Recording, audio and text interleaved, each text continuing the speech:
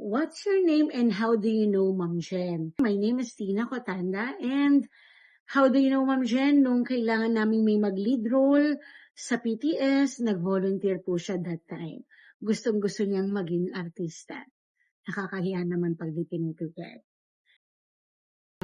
Beng, and I know Ma'am Jen through Mang Inasal because she's a group manager and I'm the area manager of some of her stores.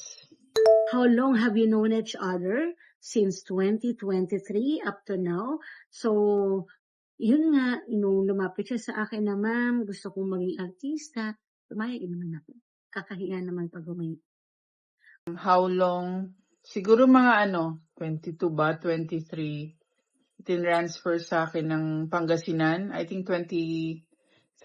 So, almost 3 years.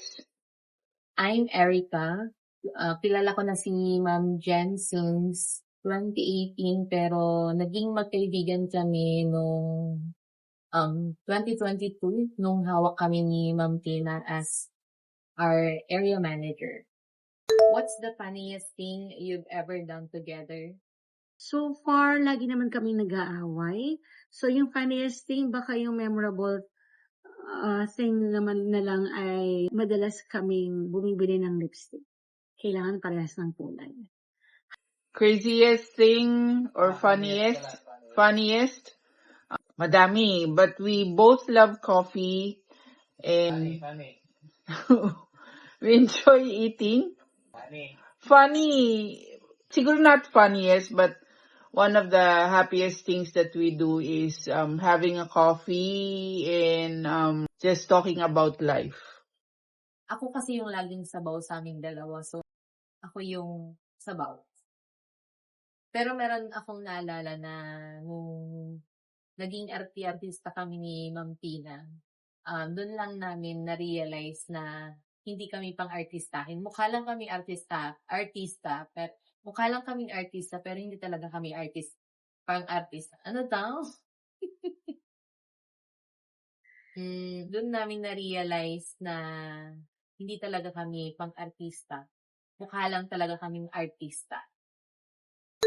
One word to describe Jen. True. Ma'am Jen in one word is galante. Kaya naman, love na love namin siya. In one word, Ma'am Jen is dedicated.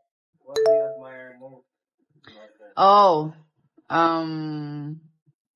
I admire her being true and for being one of my safe space.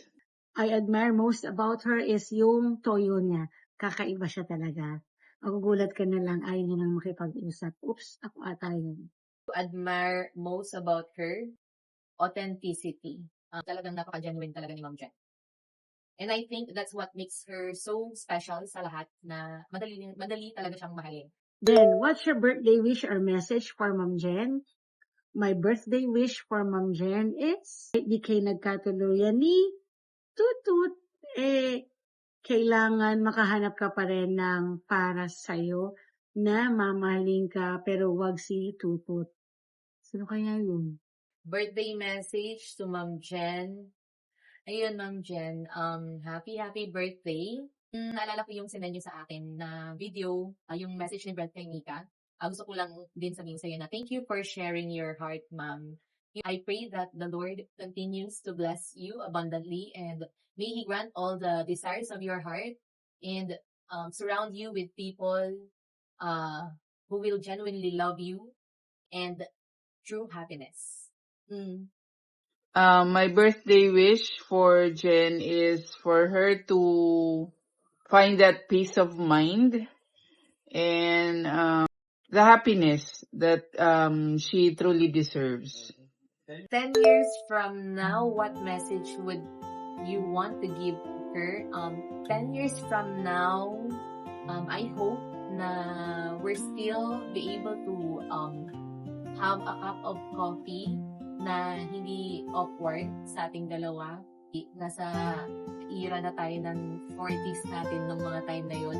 So sana hindi tayo magkaroon ng awkward feelings pagka nagyayaan tayo na magkape outside. Makapag-usap pa rin some random things. Maitawid natin yung kinatatakutan to na seasonal friendship lang to. Kasi isa ka sa mga naging friends ko na gusto ko talagang i-treasure. Isa sa talagang naging genuine. So sana kahit na matanda na tayo, ma'am, magstay yung friendship natin na mas malalim pa. So nandito lang ako para sa iyo palangin ba. I love you. 10 years from now, Diyos ko, Jen, 60 years old na ako. Siguro ang message ko, invited ka sa 60th birthday ko. But, kidding aside, we're still friends. Hopefully, by that time, and we're still having some coffee and cake. Okay? Kahit hindi ako showy, kahit hindi ako malambing, always remember, you played a big part of my life, and importante ka sa akin. So, happy birthday, Jen Bray.